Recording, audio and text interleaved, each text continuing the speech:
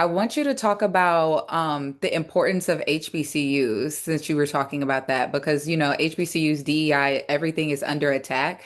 And when you talk about community, personally, I didn't go to grad school, but I know a lot of our classmates that did go to grad schools, particularly if they went to PWIs, they feel like they didn't have the community and the support that they did at Howard. And I find that a lot, especially across HBCUs, that you have that community family like feeling when you're on campus. Everybody wants you to win, and grad school necessarily or PWIs aren't necessarily the same. So if you could talk about like the importance of protecting the HBCU experience. I could talk about that all day. Uh, I'm a fourth generation HBCU graduate, but for smaller institutions like Benedict College in South Carolina that educated my grandmother, I would not have been able to choose my dream school. And so it takes generations of steps, right? Um, in the current climate, I gave the keynote speech for Accepted Students Day here in Atlanta for the baby bison that are coming and those that were still on the fence. By the time I finished, the decision was solid, I might add. But you're looking at a populace of students, many first generation, right? There is an HBCU for every student. And it's about finding that school, the intimacy of class size. And I shared with the students, and I'll share with you all. I said, how many first generation students do we have?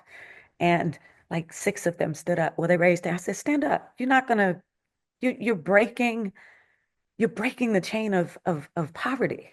You are shifting the trajectory of your family lineage. One young man took public transportation, the MARTA bus, to get to Accepted Students Day by himself. And so it's from that to fourth or fifth generation that you find the Howard student populace, right? HBCUs, and I told them, I said, I know one place where books aren't being taken off the bookshelves. And I know a place that you can go and walk into the Moreland Sping Art Research Center and see the actual documentation of foundations of entities that still exist today. You have to, we have to learn about ourselves somewhere. A bit about me, I went to predominantly white high school, private, played soccer. My elementary school, I was the only Black student in my grade.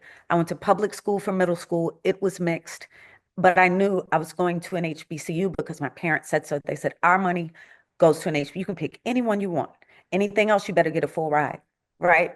But I also had a different world playing in the background, which was the only thing I was allowed to watch, and the Cosby Show at that time. So my vision casting was based upon my orbit.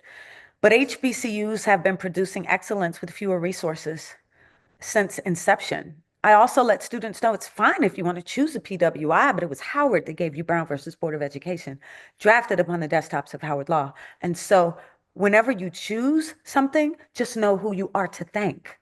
And in this instance, it's us. And so they don't know that. We're looking at funding challenges in the current administration at the top. You're looking at state funding that goes into HBCUs. If I juxtapose the amount of money that goes to Georgia Tech, University of Georgia, Georgia State, and juxtapose that with Savannah State and Fort Valley, okay? Thousands of miles apart. But the beautiful thing about HBCUs is the professors that are there want to be.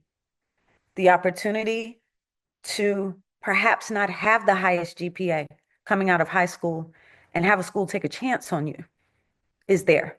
I keynote speak in the orbit. I go to Benedict. I come every time because my grandmother went there. And I'm meeting students who can't go home for summer because they fear not returning because they'll be going back into an environment that's not conducive with academic excellence. So those are the students that we then have to find summer opportunities for, et cetera. But the legacy is clear.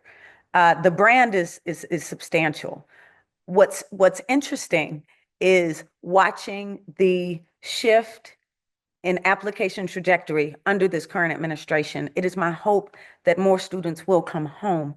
It is my hope that other students will receive the gift and beauty that I did and that you did, that changed my life. To see the Mecca, to see To think when I came to Howard that, well, I went to private school, nobody's going to be able to relate to me about that, or I played soccer, or all the things that may discount how I may be able to fit in, and all of the mentors I've sent.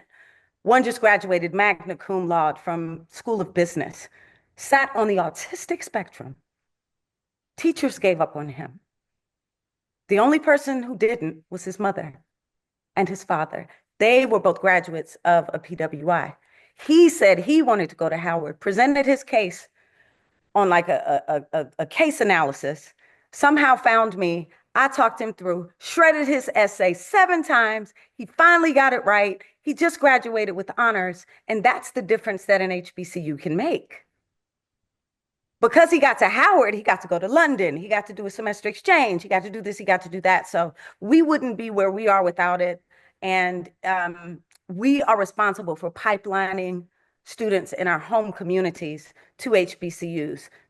It's our duty because they may not get that push at their schools, or someone may say, well, you need to go somewhere diverse. I'm like, Howard was the most diverse place I've ever been. People were from all over the world. Like, black people aren't one way. Preach.